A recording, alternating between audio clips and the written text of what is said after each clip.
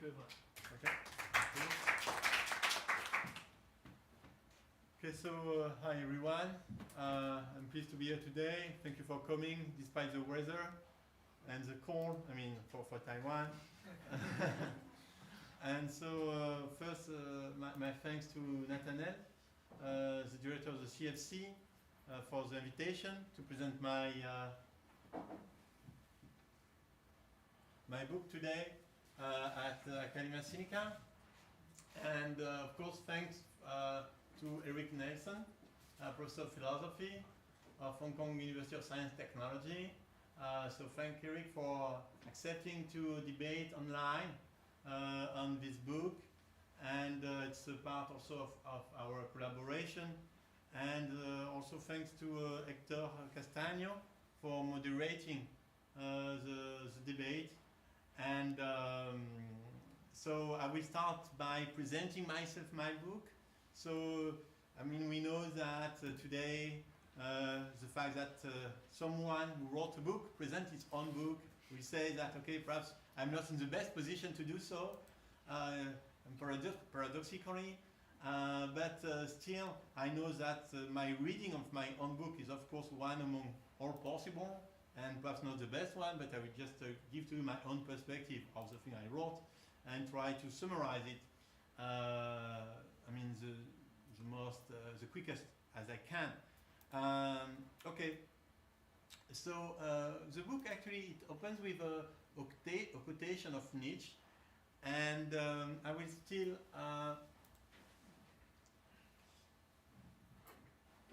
no, okay. So I'm sitting here.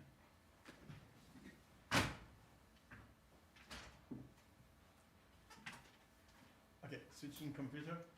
That's okay, Eric. Can you listen to me? Can you yes? Yes, I hear you fine. Thank you. Okay. So now I am in the page 3 of the PPT about the quotation of Nietzsche. Okay. So the book, it opens with a quotation of Nietzsche, which I think can be relevant to present. I will say the two kind of the approach that I want to promote with this book. So here's the notion in the quotation, okay, here in German, is that he's speaking about a future thinker and European and American ones on one hand, and on the other hand, an Asiatic one, as he said, and he's hoping that the combination of these two from different cultural background thinker can together resolve the enigma of the world, as he said, in a kind of rather romantic way. But what is more interesting for me is the second part of the sentence, when he says that he hopes that the free thinkers, the Freigeister, in order to do that, they will need first to overcome some obstacle in terms of religion, in terms of state belonging, in terms of political issues, in terms of the Republic of China, which is representing or misrepresenting or non-representing China or the East. And actually the book, it can function as an archaeology of Sino-Western antagonism. So it's more about, I mean, generally when we spoke about this issue, we spoke about mutual understanding and mutual knowledge. Here my book is more about mutual misunderstanding. And the book aims to de-essentialize both the West and China, but of course the notion that both Europe and China are diverse, multiple, and heterogeneous in historical, cultural, linguistic, and social terms is not something new. It's not exactly what I pretend to say as something new. I think more interesting for me, my own perspective, is the fact that I try to identify cases of essentialization in terms of Orientalism and Occidentalism in intellectual discourses, in discourses of thinkers, of philosophers, I mean people that normally we believe can be more free from this kind of prejudicial or statement and vision of cultural and aesthetic, etc. Issues. So, so the title of the book is Orientalism, Occidentalism, and Universalism, and actually, to some extent, the book is not so much a critique of Orientalist discourses than also a critique of Orientalism as a totalizing category to frame all European discourses about the East and China in particular. So even if the book is of course and refer to the Orientalism as a framework, as a perspective, at the same time it tried to deconstruct it in its this methodological approach.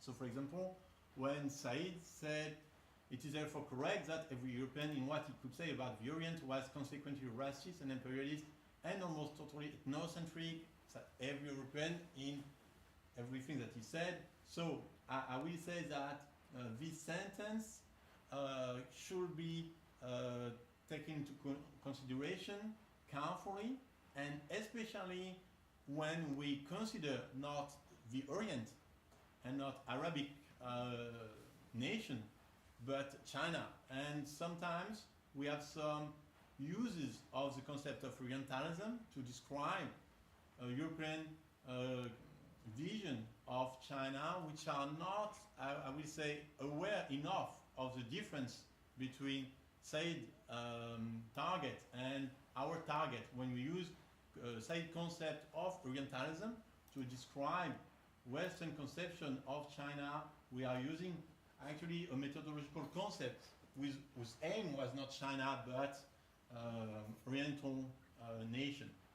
So here I am especially critic of Vukovic's approach and Adrian Chan approach of Orientalism as a category to assess Western representation of China. So it's not so much that I try in this book to assess what are the Orientalist representation of China, but also try to assess the limits of this framework to analyze Western discourse about China. Okay. So this is why I was speaking of kind of post-colonial framework. I will try to explain the term, which can be controversial.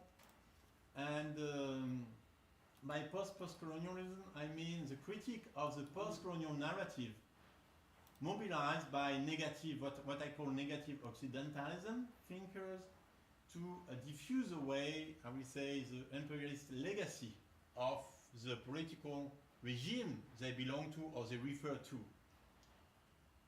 And, okay, so for example, in Isaac's books about Chinese science fiction, about colonial modernity, and so in his book, he reframes the notion of imperialism as something foreign to China and Chinese culture, and I will say that to state that imperialism is something foreign to Chinese reality when Western nations start to invade China in the middle of the 19th century is kind of problematic, considering that China has a long history of being an empire. Okay, so by Orientalism and Occidentalism, I mean the tendency to see the East and the West as internally homogeneous and externally incompatible, regardless this framing of the cultural other as positive or negative. So I mean most of the time, when we speak about Orientalism, what we mean is negative Orientalism, means the negative perception of Chinese reality by Westerns, okay? But here's the fact, as we know, is that for China, the negative perception of the other is not I will say, more prominent than the positive and idealized representation of the Chinese other in the Western perception of China, which is very different here than the Western perception of, for example, the Arabic world that is studied by Edward Said. Okay, so the aim of this book is to dis-orientalize and dis-occidentalize discourses about Sino-European encounters. So quickly, perhaps again, by Orientalism, I mean the negative or positive vision of the East as something internally homogeneous and externally incompatible. And by Occidentalism, I mean the reverse, the vision of Western culture from the perspective of Chinese. And this Occidentalism, it can be also positive or negative. Okay. And so, as I said, a possible misunderstanding with the book will be that I will claim that all discourses about China by non-Chinese people or about Europe by non-European people are Orientalist or Occidentalist. It is not my claim. I just say that, I don't say that everything is Orientalist or Occidentalist, but there is Occidentalism and Orientalism almost everywhere. So that means that we should be aware, we should take into account, we should critically assess our own conception in order to avoid these traps. So now the book is structured in two parts. First part is almost chronological and deals with three moments of the European representations of China. So the first chapter of the first part is about the Jesuit approach of Chinese cultural, political, and ritual realities, and the question of religious compatibility, a very classical question. The second approach is the approach of what I call the anthropological turn of German idealism. So how Kant and Hegel representation of China is linked to their own anthropology, and how this anthropology is a manifestation of Eurocentric Orientalism, so negative Orientalism, emerging with German idealism. And then I try also to see in the last part how in very contemporary accounts of Chinese thinking by Deleuze or François Julien, there are still the permanence, the remanence of old narrative, Occidentalist or Orientalist narrative in very contemporary thinkers. Okay, so in the first part of the Jesuit approach, very to say it simply, trying to summarize things, I will say that in most contemporary synological readings since Jacques Gernet, the Jesuits are the ones who didn't understand China, and they embody the colonial West, imposing its theological framework on China. And so that means that if you consider the 19th century debate, the adversaries of the Jesuits were right. So this is a Jacques Gernet and also François Julien point of view. So they knew that any idea of transcendence, of metaphysics, was absent from the Chinese mindset, and for Jacques Gernet and François Julien, this is the right way to look at China. But I think one problem here is that if you look at what New Confucian scholars said, for example, Mo Zhongshan or Liang Shumi, what they say is that materialism is actually the feature of the West, and China is spiritualist, and China has a metaphysics. So here, there is some problem here, and I will argue, so it's not really in the book, just I'm adding it now. I will argue that such a reading of, which try to read the Ruist perception of Jesuits as problematic. I think that here the idea perhaps is to make a kind of continuity between Ruist's opposition to Jesuits and today contemporary Maoist discourse about religion. So trying to actually, by endorsing the opponent of the Jesuit, to trying to create a kind of feeling of continuity between the Maoist rejection of religion and the Ruist Confucian scholar rejection of Christianity in Jesuit terms. Okay, so now the second part of the book. So in the second part of the book is perhaps a little more, I will say, in terms of French scholarship, a little more new, because if you look, for example, the book of Etienne, he stopped at the end of the 18th century, and so here, what I try here to demonstrate is that it is well known that at the end of the 18th century and in the beginning of the 19th century, we have a shift in representation. I mean, to say it very simply, from xenophilia to xenophobia, and you have different hypotheses about this shift, and also some question about the reality of this shift. And of course, I mean, so some people say, okay, it is because at this moment Europe emerged as economic superpower, then military superiority, a shift from looking at Chinese elites to looking at Chinese people, etc. So different people have different interpretation of this shift. And of course, we have also the idea that you have also to take into account the fact that in different countries, this shift was more or less strong or more or less important. And for example, in France, you can still say there is a kind of xenophobia was not always completely predominant. If you look at what physiocrats like Quenet, like positivists, like Littré, or if you remind Hugo's famous letter condemning the sack of the Summer Palace, you cannot say that 19th century Europe was completely xenophobic. If you look at this French example. But at the same time, it is true that if you look at Germany, and if you look at German idealism and the anthropological turn of German idealism, you have a radical shift from a very positive and very positive vision by Wolff and Leibniz to a very negative vision in Kant and Hegel of the contribution of Chinese culture to the history of mankind. And you have something very, a shift which is very important from China as a symbol of a refined civilization to China as a symbol of cultural backwardness in Kant, Hegel, Herder. And so you have this shift. And so here in the book, I try to look at the anthropological text of Hegel and Kant in order to demonstrate how this turn is linked to the emergence of the notion of culture, Volksgeist. Okay.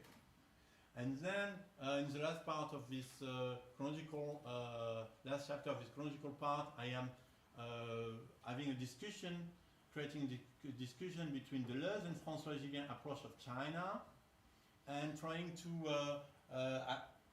some extent to use Julien to criticize Deleuze, sometimes very Orientalist approach of China, and also to use Deleuze's concept of difference to put into question the Heideggerian reading of China that actually is proposed by François Julien, and stressing internal multiplicity and external hybridity as Deleuzian concepts that can help us to reframe transcultural studies.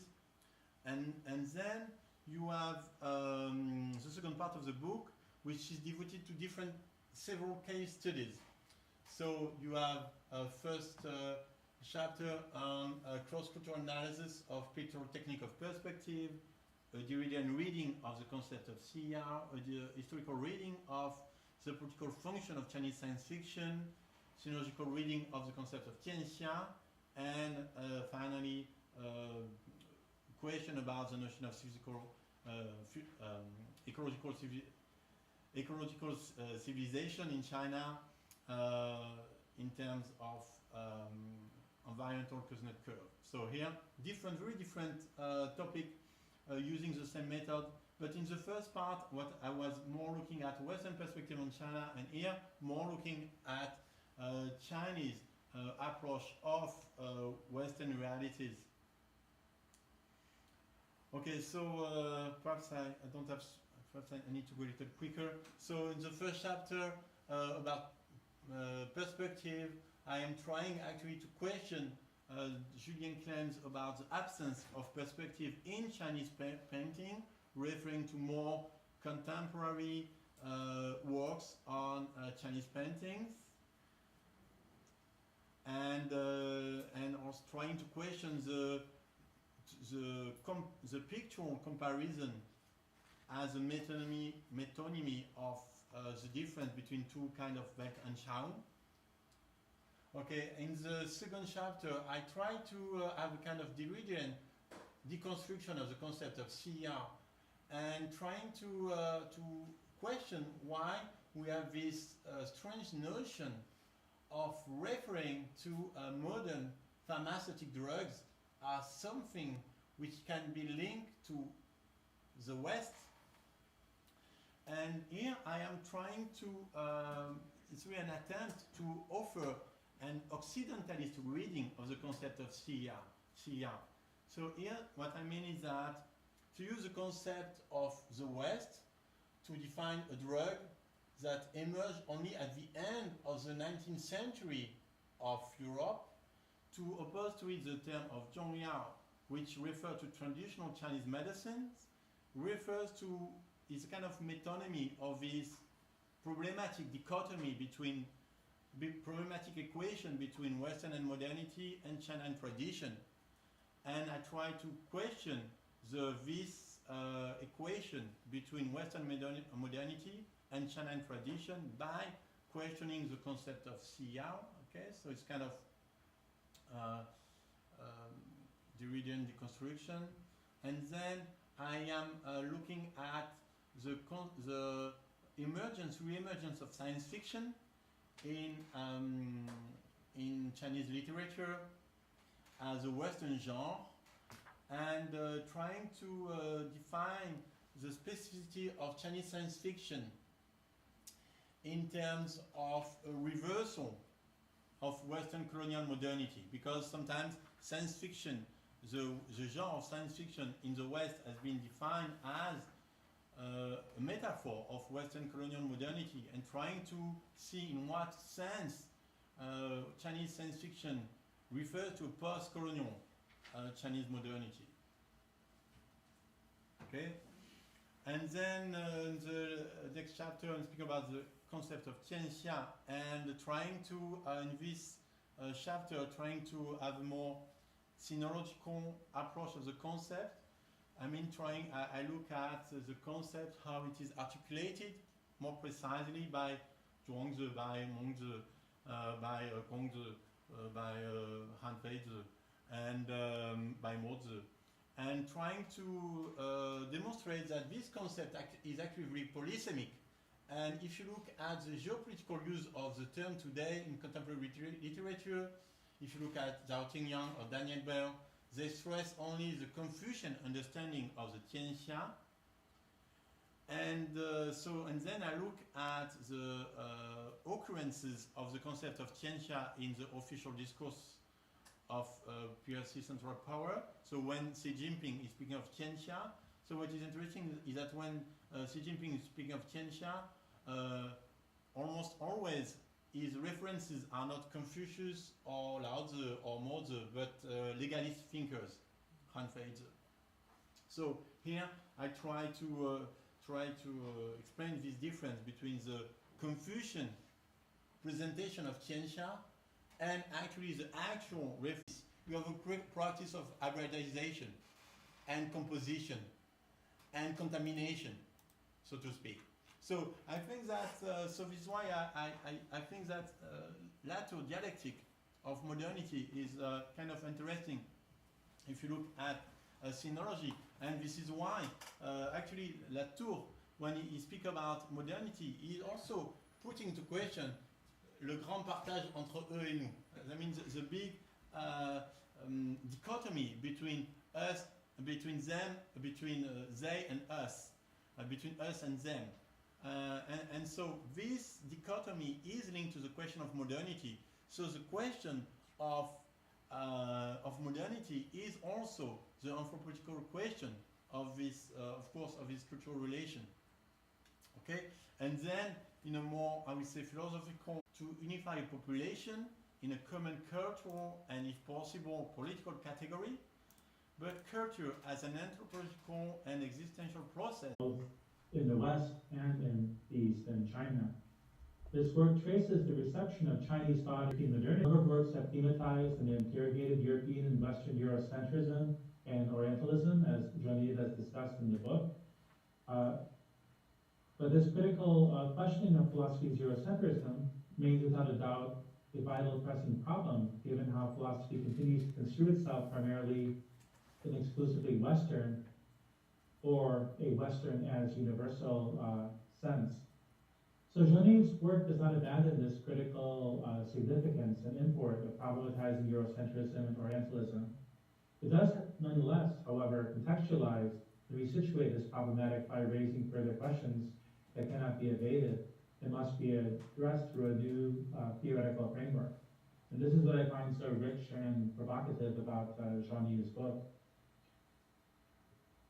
So an oversimplistic or one-dimensional historical narrative and theoretical analysis might be described as reifying the categories of East and West, Occidentalism and Orientalism, and their expressions of particularity and universality, as Jean-Yves has argued. Jean-Yves provocatively elucidates through a series of historical studies from the early to late modern history of philosophy and its reception of Chinese thought, to science fiction, to images of Chinese naturalness and aesthetic and environmental discourses, the complexities, entanglements, and doublings involved in the real social cultural life of such categories. Occidentalism is entangled with its assumption of universality while being determined by particularities as can be perceived in the functions of the idea of Europe and figures such as Hegel, as well as Herder in German idealism, as Jean-Yves has explored, but also in later figures such as Husserl and Heidegger, and even in contemporary philosophy today as well.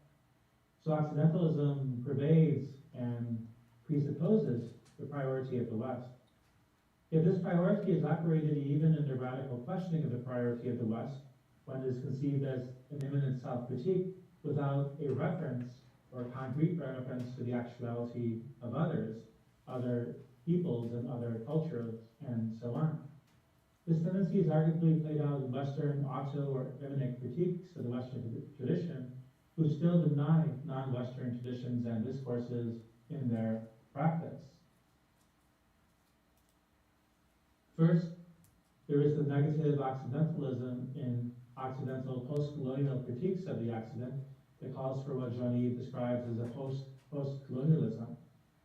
This, I think, should not be read as a rejection of post-colonialism or return to colonialism or something like that, but rather, if I understand Jean-Yves' strategy correctly, it is to reconfigure confronting the fixations or essentialism that limits critique and diagnosis, such as the use of anti-Western discourses to legitimate the abuse of power and peoples, or problematic repressive governments in the name of a local particular identity. And I know that this is a pressing issue in East Asia today, as we all know. Second, there's also the philosophical discourse of the radical critique of Western metaphysics that Jean-Yves discusses in this book and in other articles on Heidegger, for example. This tradition is grasped as both uniquely problematic on the one hand, and on the other as uniquely Western, requiring a response to an immanent self-deconstruction. Such a model or paradigm led Heidegger, Derrida, Richard Rorty, each in their own way, to deny that there could be such a thing as Chinese, Indian, or Japanese philosophy. And of course, we find Nietzsche make many problematic statements about the nature of philosophy outside of the West as well.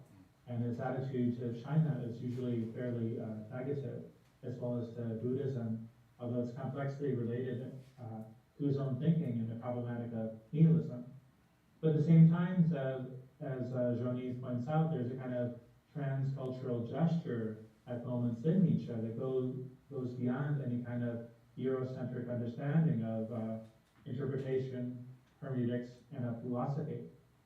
So I think one can include Nietzsche in this discussion, as Jean-Yves has done in his book and in the presentation, is radically thrown into question in a sufficient way, given that they still want to produce an auto-immanent critique of the West that has to return to its own origins and its own nature and its own destiny, so to speak. That does not involve a real confrontation with, say, Chinese or Japanese or Indian philosophy or thought. In another sense, however, following Jean-Yves' reading of Nietzsche, as we heard here today. And initial deconstruction is prerequisite for the transcultural, post-colonial, and post-postmodern articulation emerging between distinctive traditions that Jean-Yves is pursuing in this work. And this point I'm very sympathetic to.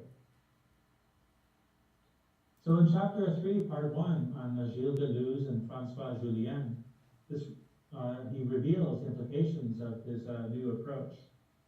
First, China is deployed by Deleuze and Julien as a counter-image to Western philosophy, as a sort of critical signpost. And of course, this is something that has been part of the history of the modern Western philosophical reception of East Asian other forms of thought.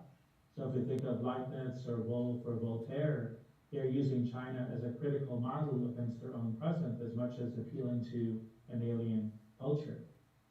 Deleuze's discussions of Chinese thought and culture are limited, as Jean-Yves has traced, by various prejudices or limitations. It can, of course, be critiqued through more adequate analogies, such as that of Julien or Latour.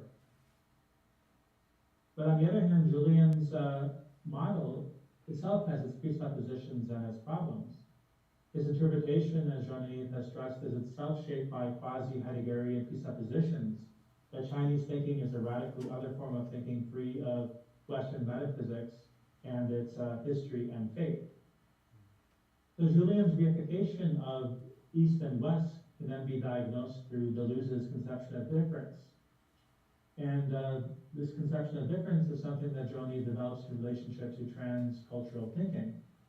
And there are two dimensions or axes that he develops in this work. One is an external hybridity, that is the other as other, we might say, the radical alterity of the other, to speak in Levinasian terms. But at the same time, there's also the internal multiplicity. And I think both are crucial to transcultural interpretation, because many forms of multiculturalism, Van Norden, for example, they seem to presuppose a kind of cultural essentialism where each culture has its own domain, its own way of discourse and own forms of life and so on, but yet there cannot be a real critical interaction between them. And I think Jean-Yves' proposal here is very intriguing because it provides a way of reintroducing the question of diagnosis and critique between cultures. By this notion of external hybridity, for example, we see the other as other, but also through internal multiplicity, we can begin to appreciate the difference within ourselves, that any given culture is not a monolithic unity or not defined by one pre-given essence, but rather has a multiplicity within itself, to use Nietzsche's phrase. So these two forms of difference, the external and internal, hybridity and multiplicity, and their varying forms of fusion and difference, will allow us to rethink transcultural interpretation and philosophizing in new ways. And I think this model being developed by Jean-Yves is very intriguing and very significant. So multiplicity and heterogeneity can be used to contest essentializing the South and the other, East and West, whether it be in or by China or in Europe. So a key implication of this argumentation is that Occidentalism needs to be de-essentialized as a category and as a meta-narrative about the West. A variety of cases reveal greater heterogeneity and complexity than the reductive deployment of critical terms such as Occidentalism, Eurocentrism, and so on allow. I think that's an important contribution of Jean-Yves' book. The reversal. So what this means then is that there are multiple doublings, there are multiple reimaginings functioning between and within these intersections. So Jean-Yves' work illustrates through its case studies. The history of Occidentalism is not merely an ex-Occidental history, but rather a transcultural one, perhaps we could say a global one. So along with Western Orientalism, there is its historical and conceptual entanglements with Occidentalism. And along with the European fixation and Orientalization of Asian others, there are the dynamics of self-Occidentalization and self-Orientalization in both the European and Chinese contexts. So here I would like to address one question to Jean-Yves for the sake of further discussion. So he concludes that Occidentalism and Orientalism are consequently always at work in varying degrees in cross-cultural, transcultural communication and hermeneutics. So my question is whether this proliferation of forms of Occidentalism and Orientalism, sorry, there's a typo here, bring us to a new transcultural form of the hermeneutics of suspicion. Because often Jean-Yves emphasizes the role of deconstruction, of suspicion, right, of these underlying factors that are at play. So given that this is the case, what happens then to the trust and the normative preconditions of communication and interpretation that even distrust seemingly needs to presuppose for any communication to even occur? So that's one question I would like to hear Jean-Yves discuss in our discussion. So Occidentalism has its transcultural, global, and Asian histories, as Chinese philosophers and intellectuals promoted, questioned, adopted, and modified, struggled to resist, and so on, Westernization and the modernization characteristically linked with it. And I think it's important to emphasize this to de-essentialize China, that there are multiple Chinas, both traditionally and in relationship to modernity as well. So in response to such complex changing conditions, Chinese intellectuals could respond to Western modernity through advocating its complete adaptation or adoption.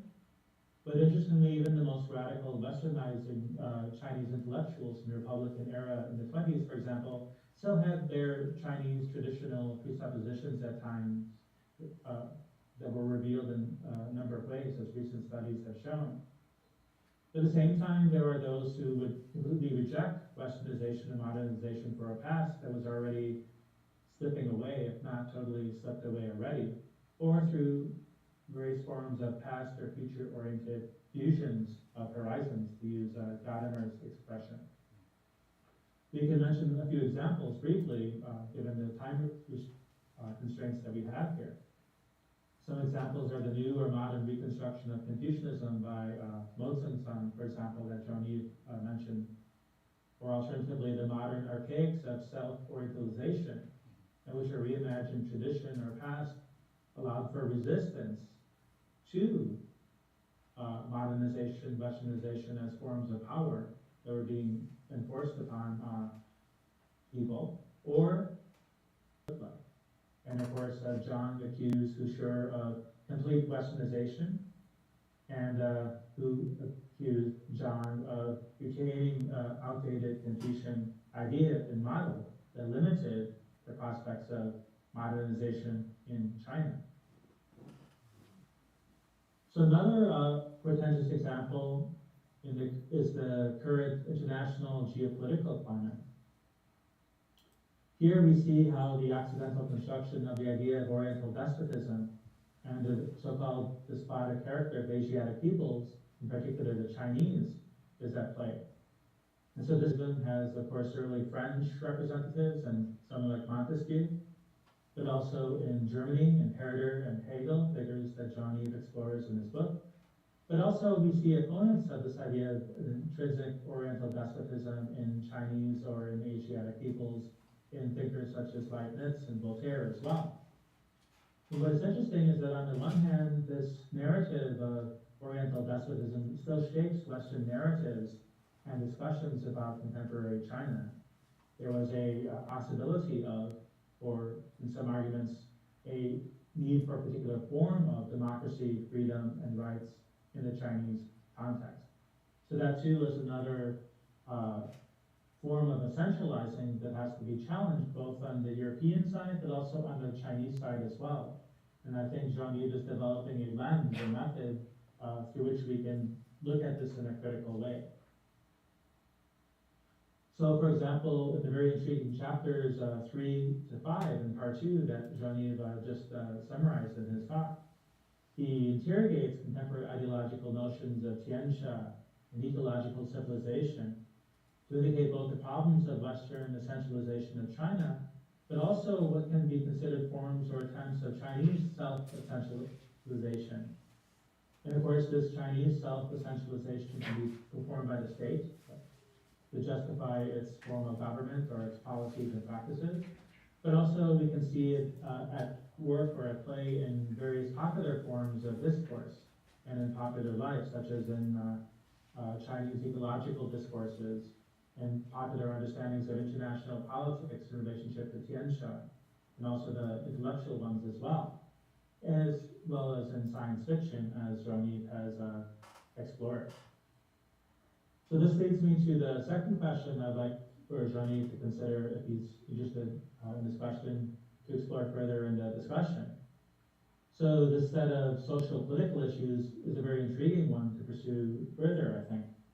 And so I'd like to ask Jean-Yves, to what extent can deconstructing fixated essences and freeing up internal and external differences, both in terms of heterogeneity and multiplicity, be adequate for, or could and should shape political thinking and practices? So is this deconstructed moment adequate for politics, or do we need something in addition to that to reconsider the political? And of course, this is a classical question posed to thinkers such as Derrida and Deleuze, who have varying answers to it. But also I want to hear how Jean-Yves would address it in relationship to the current political uses of, say, European and Chinese essentialism that we see in the contemporary world. So moreover, in addition to these very other forms that I just discussed, they're not only accidental forms of Orientalism concerning Europe's Asian others, but also self-Orientalization. And I think Edward Said diagnosed this as a very prominent form of Orientalism, where there's an idealization of the other as other, and one dedicates oneself to a foreign way of life. One takes over its norms and customs or identifies within a certain way that often is demeaning to the actual people who are from that culture. That's what Said meant by Orientalism.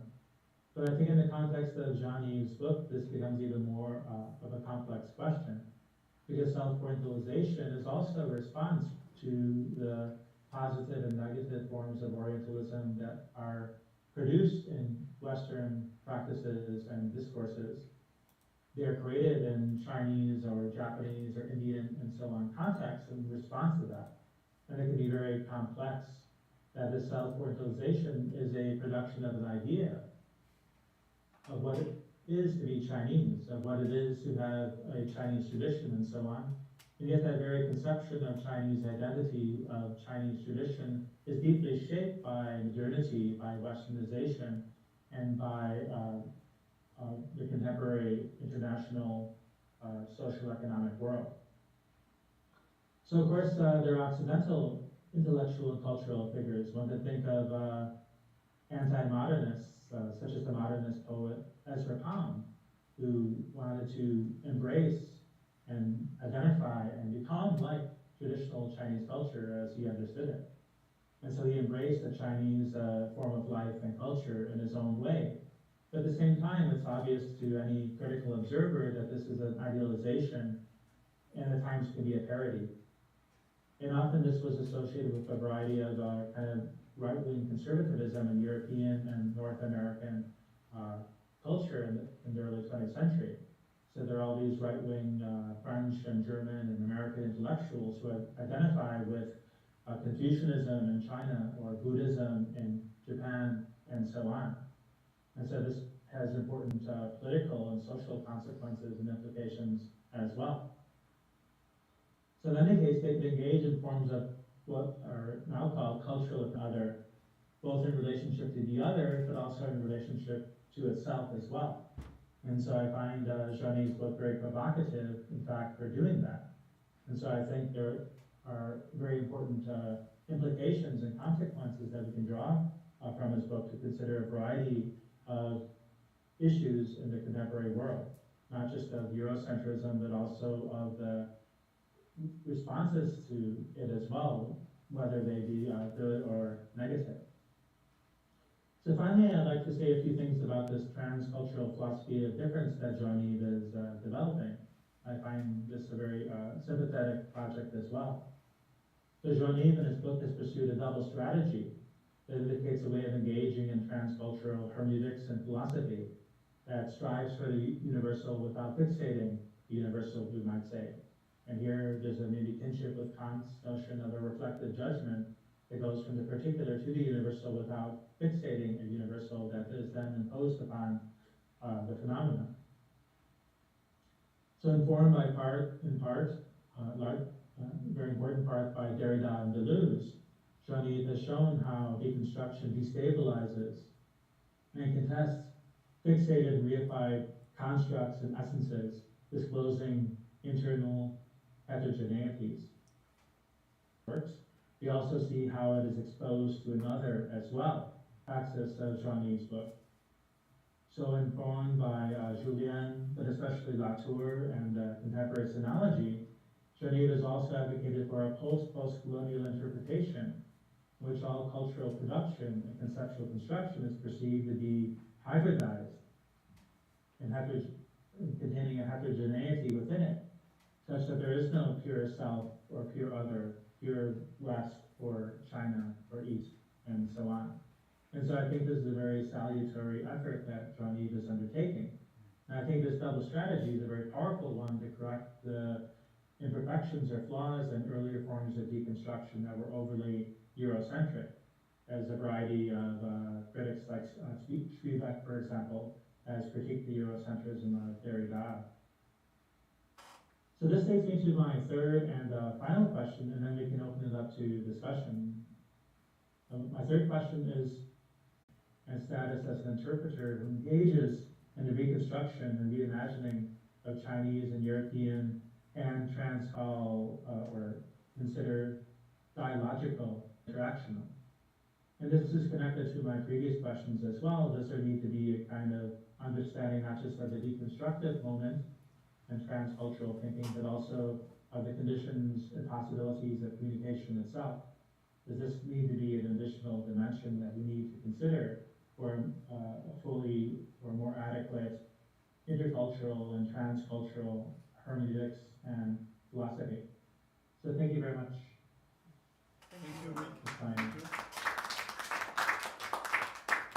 So I would suggest that you, Jean-Yves, first respond to some of the questions that Professor Nelson has asked you, and then we open the discussion to everybody. What do you think?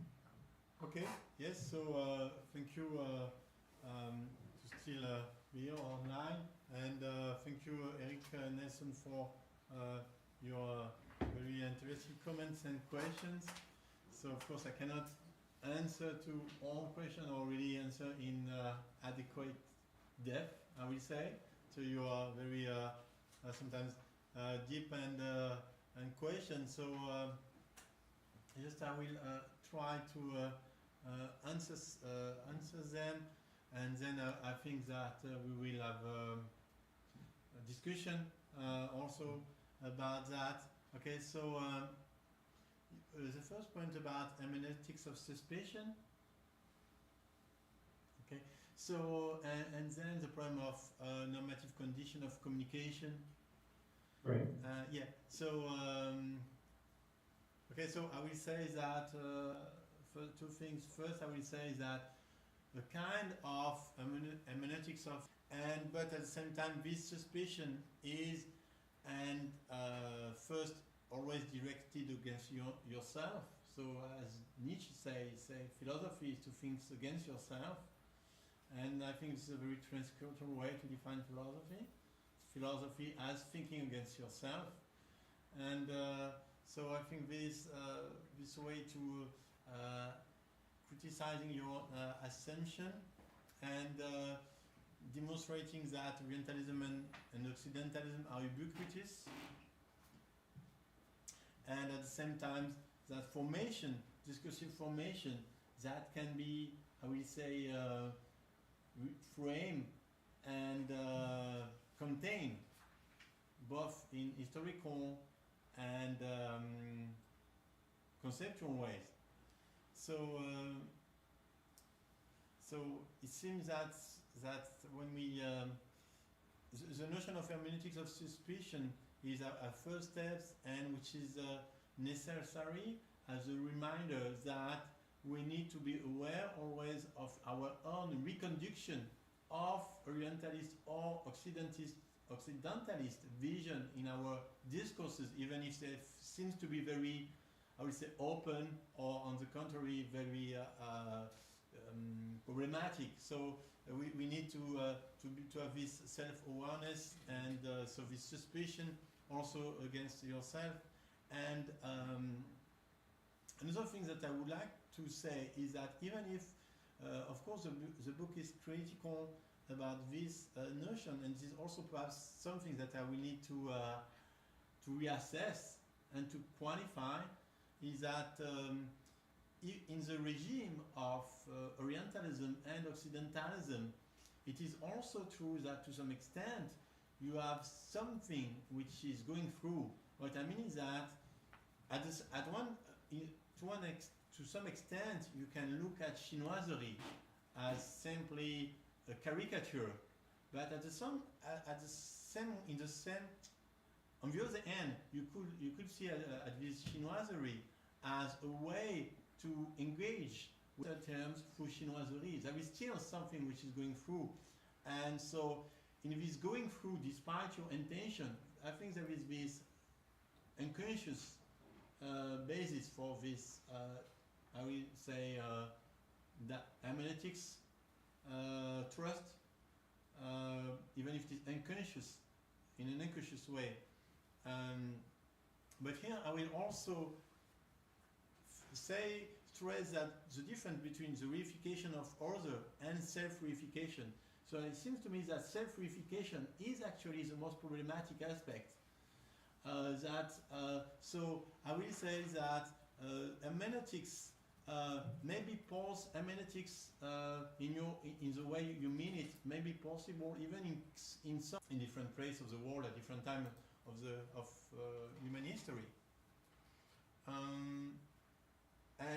So this is the first answer to your question, and perhaps I will add to that of course you know that from a delusion point of view the question of hermeneutics is problematic in itself, and I will go back to that. This is why also in the beginning I was speaking about archaeology of misunderstanding, and so the notion that maybe understanding is not the primary thing.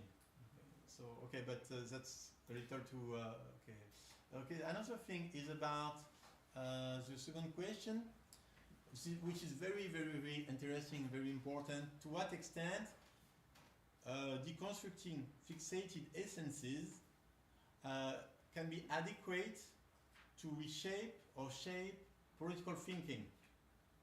Okay, so the problem of Orientalism and Occidentalism with the problem of political practices. This is your question. Mm-hmm.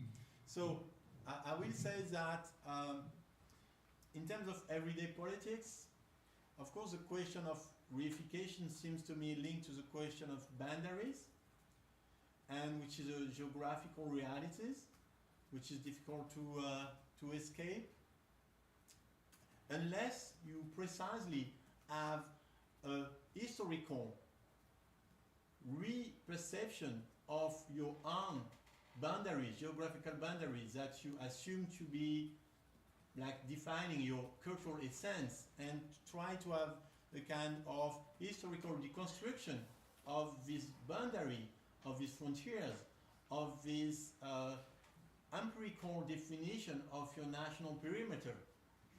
And of course, if you have this, you can have, you know, this all the new Qing historians and the post-colonial reading of China, especially during the Qing dynasty, and how you have this reading of this new reading of the Qing dynasty in terms of redefining the problem of boundaries. And I think that the problem of the transcultural is linked also with putting into question the problem of boundaries, and this is of course even more difficult because of course boundaries are also linked to the military structure and the military building up of this of what is defined as your national and then ethno-cultural essence. So I think that for me, in order to try to answer to your question, I think with my own perspective, I will say the political act that can be most relevant in order to translate the transcultural practice, the transcultural theory into practice, in my own understanding, will be transnational institution. But transnational institution, we know now that they can be co-opted by national interests in terms of WTO, WHO, etc. And so more than transnational bodies, I will think in terms of international laws. So I think that international laws that, for example, if you look at international laws defining the deep sea bed or celestial bodies are something belonging to the common heritage of mankind. I think the notion of common heritage of mankind is, to some extent, if you put it in terms of international law, a kind of embodiment of what could be a transpolitics, I will say. So I have perhaps some belief, some examples that I give to you about international law are referring to ecological and environmental issues. So I think that the environmental framework, as Latour said, is the way to managing and remanaging the problem of borders and the problem of the nation states, which is linked also to the problem of cultural fixation. So this is what I would say. And so I would say that the activity of deconstructing is the essentialization of culture is in terms of politics, it can be defined in a way of de-sovereignizing the nation state. How can we not give more power, but try to in a different way to bypass the focus on sovereignty, which is so much important for the modern state, and redefining your identity in terms of sovereignty and all the issue in terms of borders. Okay, and then the final question about the double strategy and the reconstruction of Chinese and European discursive formation. About a third, more dialogical, cognitive, or international dimension, I think you are maybe pointing to something which is perhaps, I would like to perhaps hear more about what you say about this, because I guess that you have a precise meaning of this question. Okay, so as for me, I will say that again, what is interesting me is this articulation between Deleuze and Latour, and between how to overcome the dichotomy between nature and society, between us and them, and the problem of comparative philosophy. And in a more philosophical way, I will say that for me the transcultural question is linked to Deleuze's conception of subjectivity without subject.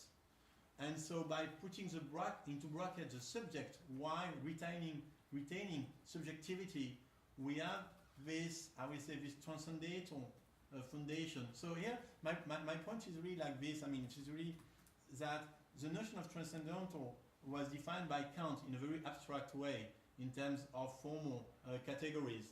And the idea is that we can retain the notion of transcendental, but we redefine these categories of the understandings in terms of a product of the transcultural. That means that what is actually what Kant, for to some extent, today, when we look at, like a young person today, with all his globalized people to talk. I just want to ask one question in response to what you just said. So I wonder if taking the transcendental in terms of culture, and there are philosophers who've done that before, like Cassier in particular, takes the Kantian transcendental paradigm and then reinterprets it in terms of cultural forms such as myth and science and so on. Yeah. But I wonder if culture itself is too much of a static form to think of these issues, and whether, for example, in this third dimension, we should turn more towards language as communication. There are like processes and conditions of communication. Because they have clarified some of the questions that I had prepared since I had the opportunity to discuss this book with Jean-Yves for the first time a couple of months ago, 3 months ago, at the piece of German philosophy. But my question is, well, when we talk about the transcultural, we keep insisting on this concept of culture, and the concept of culture is something that Jean-Yves in the book also challenged a lot of times. So I wonder to what extent, therefore, beyond the paradigm of a certain transculturality. So I don't know how do you see this question. That's right. Do you think that it's into other question before? We can just my question is people watching online can also ask questions. Yes, they can ask questions. Okay, so if they ask questions, I will say. Okay. So if there are any other questions, we can just Professor Cheng. The program is very interesting. But in order to make sense of the idea of transculturality, I think to some extent, at first, as is precondition, you've got to recognize the kind of relative identity of each country or tradition. For example, from standpoint of language in particular, the Chinese language has its particular characteristic. Western countries, the language they're different, or India, Sanskrit, for example.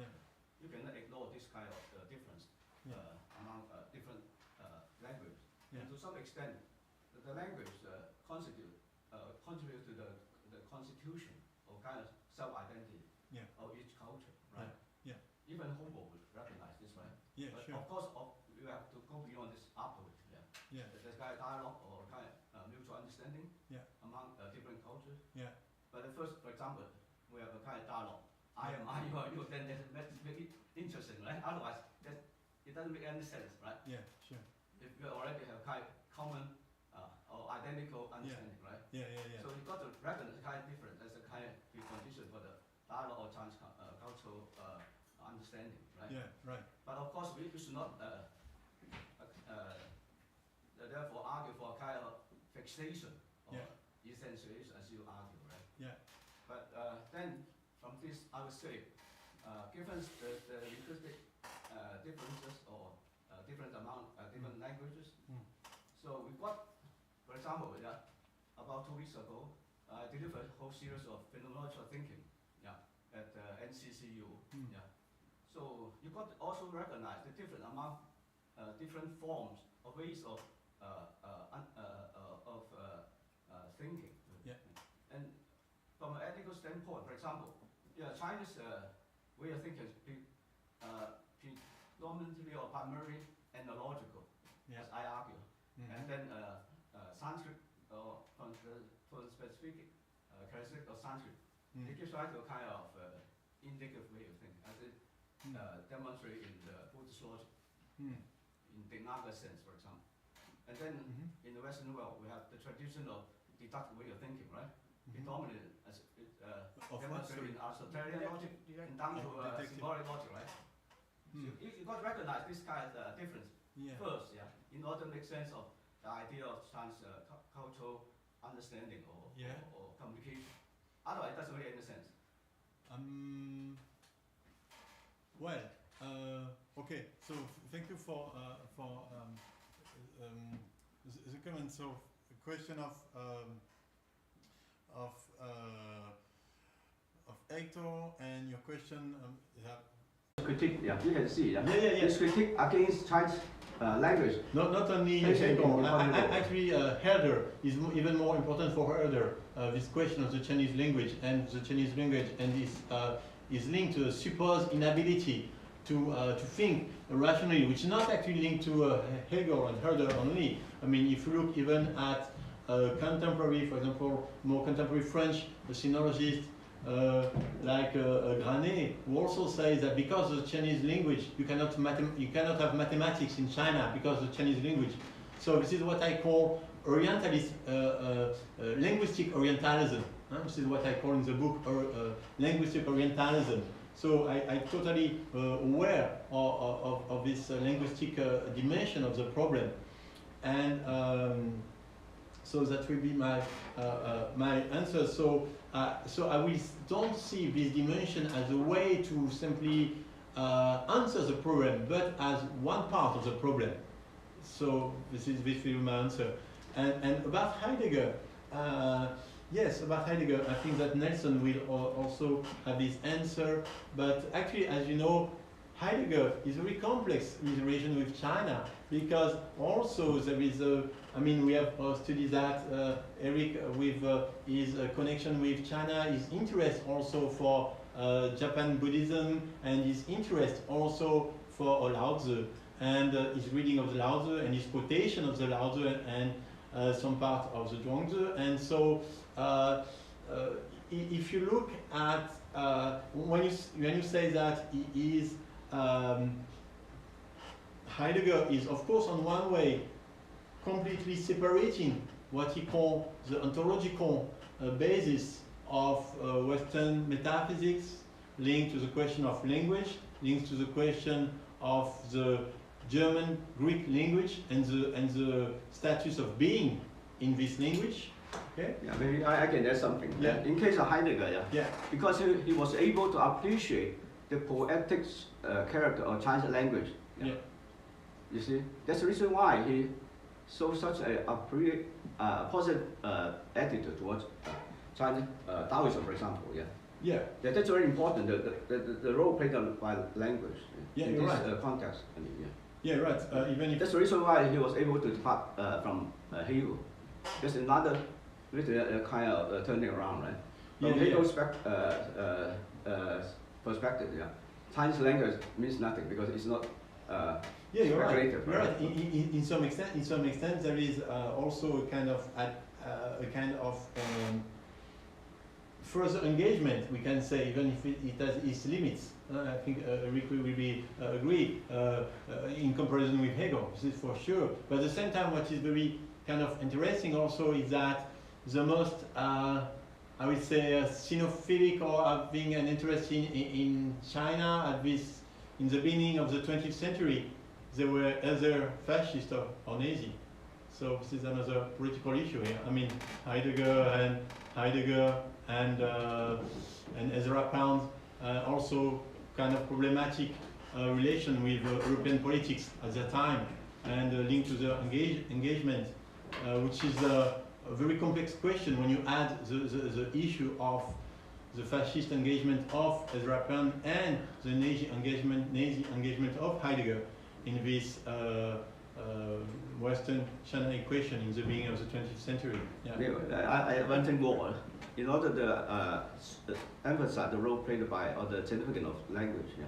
If you go back to Leibniz, yeah, Leibniz showed a great appreciation towards Chinese culture because he saw the possibility of the realization of his universal characteristic in Chinese language, right? Yeah, he tried to say that. He tried to look at that, and then he abandoned a little the idea, and then he come to the idea of the binary logic, and then he also abandoned quite the idea. So it's true that there is an engagement of Leibniz with Chinese language. We have different period of this engagement. And first with the universal characteristic, but then at the end you recognize that it's not very enough for Chinese for universal characteristics, and then he tried to have this interesting binary logic understanding of the aging, but then it was not very successful also again, and then he moved in another direction. Yeah, that's another story. So Right? I would suggest because there are other questions, perhaps. Yeah, thank you, Jean-Yves, for this interesting, intriguing, at least for me, presentation. My feeling of, I have some remarks, but my first reaction is, I have the feeling it's mainly questioning a dialogue within Western philosophy that you are actually doing. And I would say why, because the sinologists are kind of absent in your analysis. I think the people are really studying China, not those who think about China. Historians, because many of your questions have been already asked and answered by historian of China. So that's one of my let's say, trouble about some of your analysis, especially when you present François Julien as a sinologist, where he said again and again he's not a sinologist, he's a philosopher, he doesn't want to be a sinologist. Yeah, sometimes he says no, it's very clear. And you have a devastating staying within a discourse, a very Western discourse, a narrative about Western philosophers and how they see the world and how they see China, without actually integrating, making use of those who are really studying China. And those have been criticized sometimes as Orientalists, and so the word sinologist has been rejected. We are not sinologists because sinologists are the old people, racist and all that stuff. But we can still call them sinologists. We are specialists of China, and I think that would be important to include them in the discussion. Another remark is about you started your presentation with that, so I know you're aware, but the illusion of the delusion that China could be representing the East or even the Far East. And that's the self-delusion of the Chinese. They think they are the East and the rest of the countries and culture don't exist around them. And actually, what I feel is there's also a blind spot in your presentation, which is about Japan. Japan is not there. And you can't understand Chinese and reception of Western ideas and modernity without Japan, up to now. So when we talk about cross representation, maybe there is a mutual misunderstanding, but maybe a way to get out of that is to get a third person, a third case, which could be Japan, as in between. And a lot of things that China at the end of the 19th century took as Western was already a cultural appropriation by the Japanese of a lot of Western ideas, technique, and concept. So I think that's a blind spot of your analysis, and you maybe could think about integrating that in the future.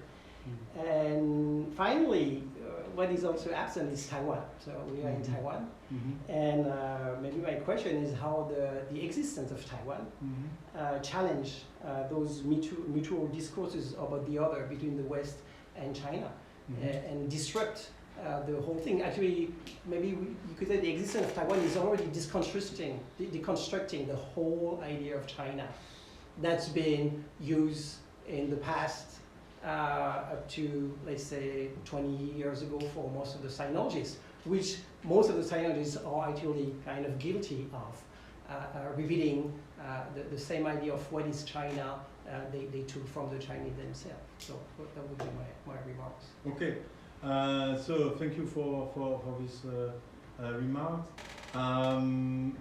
Maybe you could look at the book for further information. And I will. Okay, about so what was the first point? Sorry.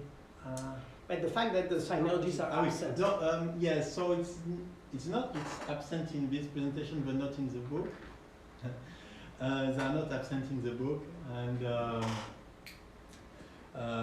many of them because are, those questions have been asked within sinology in the last 50 years many times. So the primary aim of the book is to address the question of the representation of China by Western philosophers. So this is the topic of the book, I would say.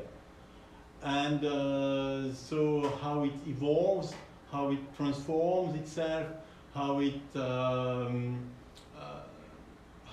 why it transforms itself, and what are the direction, and then of course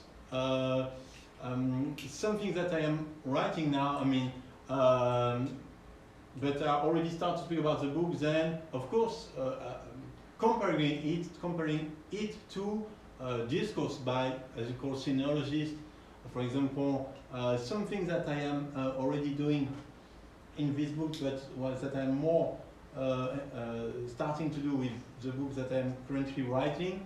For example, when you speak about Voltaire, okay, Voltaire says that, but okay, let us look at what China was at this moment, what historians say to us at this moment, and then comparing these two discourses. So this is something that I start to do in this book. It's not the main aim of the book to have this kind of approach, but it is something that I am doing. So in this book I'm speaking about Granet, about Gernet, about different others, sinologists, American ones also, historians, etc. So it's not, I think, absent in the book, okay? And the question of Japan. Yeah, the question of Japan, I address this question when I speak about aesthetics part and about the literary part.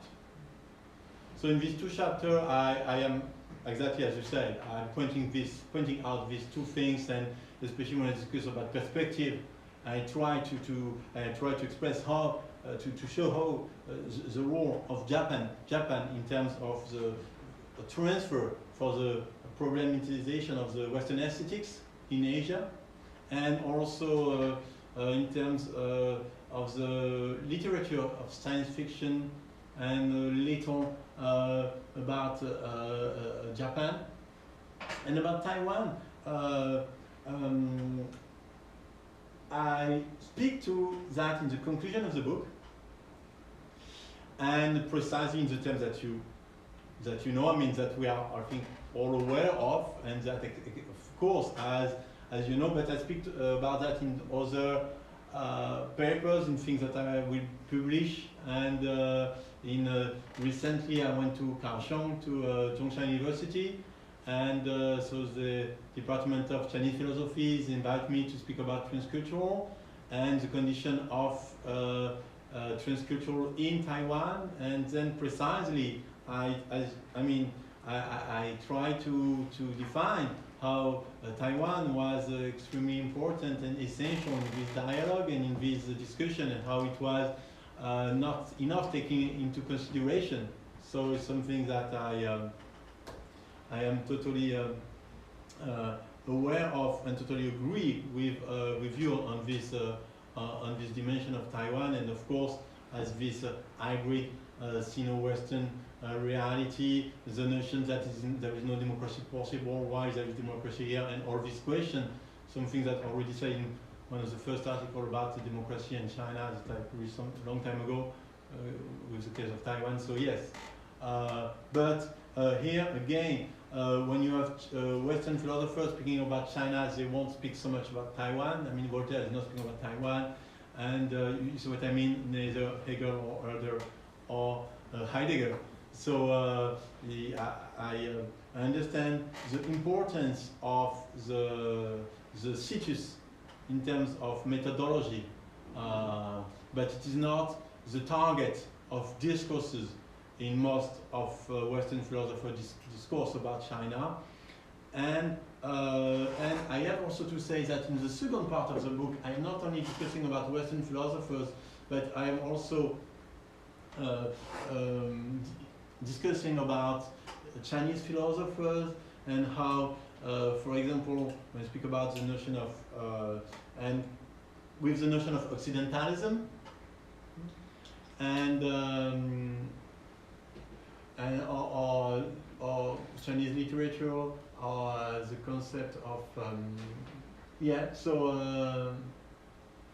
is true that I didn't develop this point, especially of Taiwan, in this presentation, but I really did it in others. Yeah. So, yeah. Okay. Two very small questions because I don't want to disturb everyone with too much question, and it's almost 5. Sorry, Eric. Yes. First, thank you for your presentation. It was very vivid, and we can understand more about your book.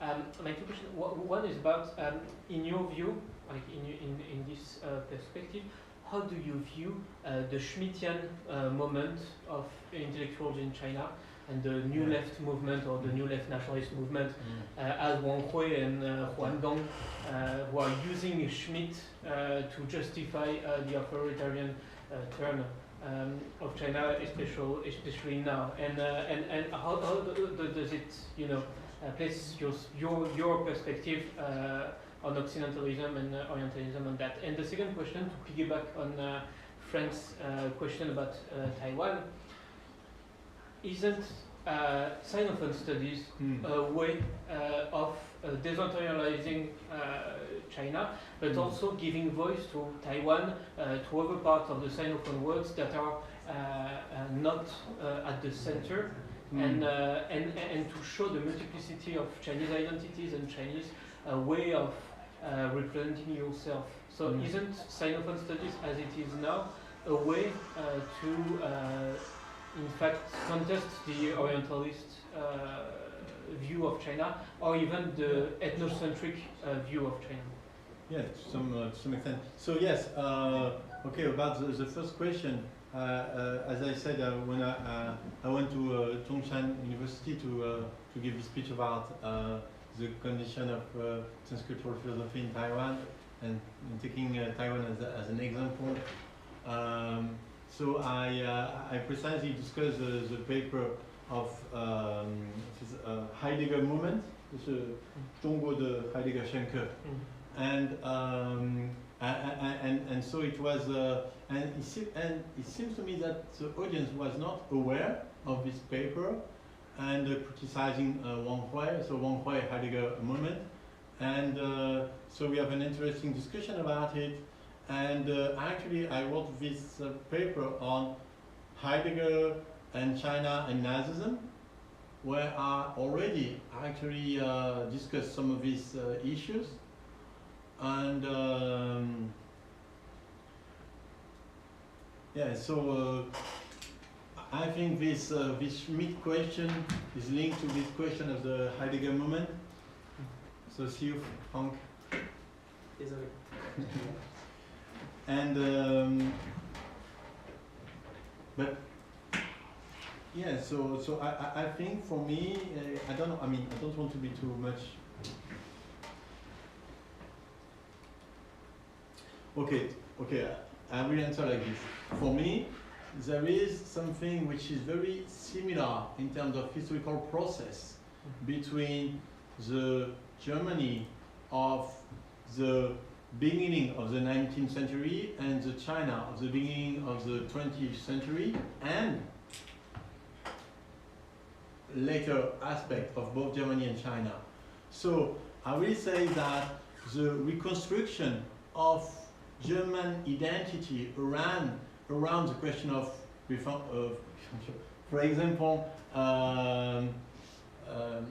folklore literature, guoxue, and in Chinese, and the reconstruction of German identity against what was defined as French Enlightenment. The notion that you have cultural difference, national identity that was put against the pretension of was so-called French pretension to the universalization of a political model. All these, many of the tropes of the China anti-foreign discourse in the 20th century come actually from the tropes of the German anti-French discourse of the 19th century. And here you have a real powerful connection in terms of concept, in terms of Volksgeist, in terms of guoxue, and in many different ways that I cannot answer to all of them. And then, so you have really this, what is interesting is that actually Germany, I mean, the first Occidentalist country is the Germany of the beginning of the 19th century. I mean, the notion that because, for example, in one paper, I discussed a paper of Schlegel, and Schlegel, he says that we German are not European. We are part of Asia, okay? And actually, we need to go against the South European or the French European. Europe, and we need to have our own, I would say, identity against this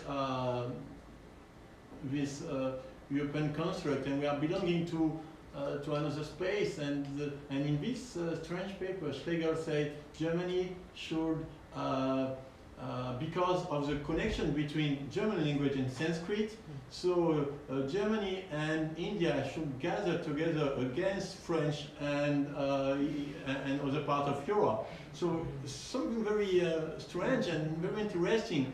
If you look at, as I say, then the strange connection between Israel, fascism, China, and all these things.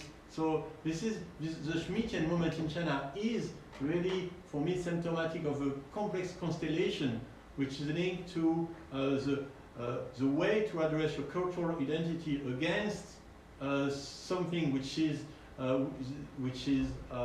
deemed to be foreign and that you think is representing the universal against which you want to define your own identity. So I think there is here real continuity. Since we don't have 1 minute left, I would suggest we can maybe give Professor Nelson just 1 minute for a last remark if you want. Yes.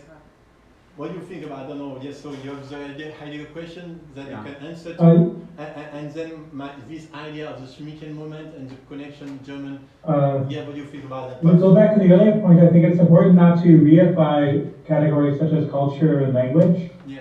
So of course we're using culture and language as critical terms for transcultural philosophizing and thinking and interpretation. But at the same time, there's a moment in culture, a moment in language that can be very conservative and be very essentialistic and a reification of what a culture is supposed to be. So I think one always has to use culture and language against themselves to kind of undo themselves. And that's why I was kind of emphasizing in my comments the role of communication, that language should be thought not just as the German language or the Chinese language and so on, but more of communication between individuals and groups and so far, and so on. To look at the conditions and possibilities of communication rather than limiting these to an idea of language or culture. So I think you're pointing out this dynamic dimension, right, in the transcultural. We have to emphasize that as well in how we understand the cultural and linguistic. And then in terms of Heidegger and Schmitt, right, there's a lot of interesting points that all of you have raised about these two thinkers as well. So in Heidegger, for example, there is a kind of Eurocentric moment in his thinking, in his definition of philosophy, for example, or in his idea, as I mentioned, of auto-immanent critique of the West, right? That the West can only solve its current contemporary crisis, the crisis of technology and so on, by returning to its Greek origin and confronting that and finding the other beginning within the first beginning. So there is one side of Heidegger that is deeply Eurocentric, even in the critique of the Western tradition itself.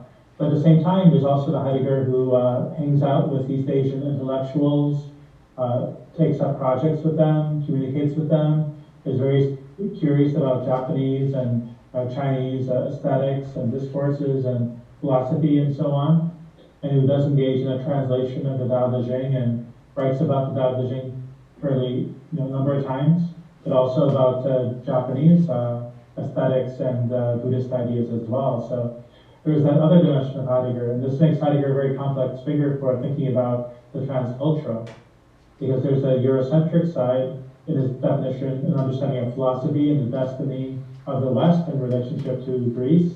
But on the other hand, there is this kind of resonance he feels with East Asian kind of poetic thinking and poetic ways of speaking and so on. That's very clear in the dialogue on language of the Japanese interlocutor, for example. But I would not put Heidegger and Schmitt in the same category, because Heidegger's National Socialism or fascism is very much a metaphysical or philosophical part of a project that he has that's not directly political. where Schmidt is directly a political, legal thinker about how to undermine or get rid of democracies and install a fascist form of government, right, and constitutionalism and so on, a fascist constitutionalism, so with the Verfassungstheory theory. So there's very different things going on in Schmidt and Heidegger. But I think you can say that they have a certain similarity and a certain kind of nostalgia, right, for a culture that is being lost. And so I think one thing that resonates with Japanese and Chinese intellectuals in Germany is that they have a common idea of cultural loss, of losing their identity. Then the question is how to reshape one's identity within the this crisis conditions of modernity, right, with technology and transformation of society, and the universalism coming in from either French or Anglo-American culture and so on.